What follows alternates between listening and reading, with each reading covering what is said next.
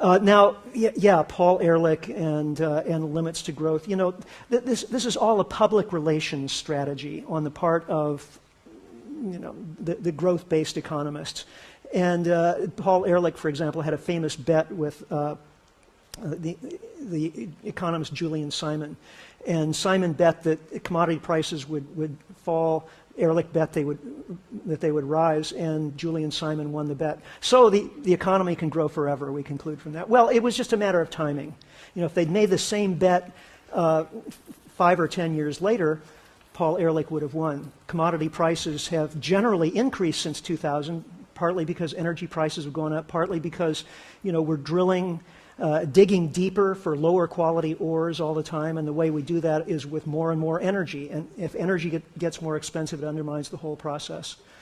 So, yeah, I mean, basically, the limits to growth people and Paul Ehrlich were right. The data is in their favor. That's all we have time for. I'm really sorry. Oh, all right, you've twisted my arm. One more question.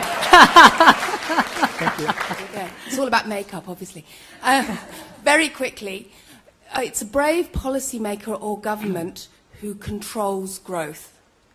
The only example I can see that's been successful is the one-child policy in China, which is so culturally kind of against what we could possibly cope with. I'm just sort of putting that out there. Is that what governments, is that the kind of brave step governments and policymakers need to start taking?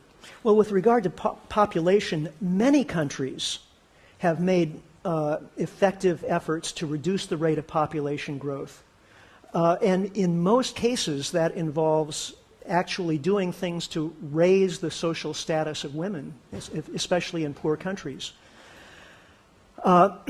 So, yeah, if we're talking about GDP, it's true there are very few countries that have deliberately put the brakes on growth. But with regard to population, it's a different story.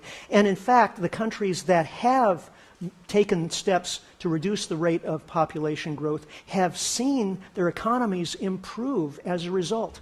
If you have a country, poor country with large average family size, high rate of population growth, then a typical family spends all its income on food and shelter, has nothing left over at the end of the day for education for the children, for formation of a small family business or anything like that.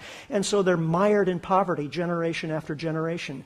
It's only when the rate of population growth begins to slacken off that there's the possibility then of improving people's lives. So this... I'm sorry.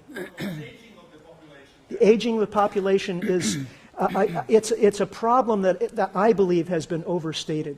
Now, once you have rapid population growth, there are going to be implications all the way down the line, but it's not something you can continue doing forever, so we've got to make plans for how we're going to get off of that curve. Please join me in thanking Richard Heinberg.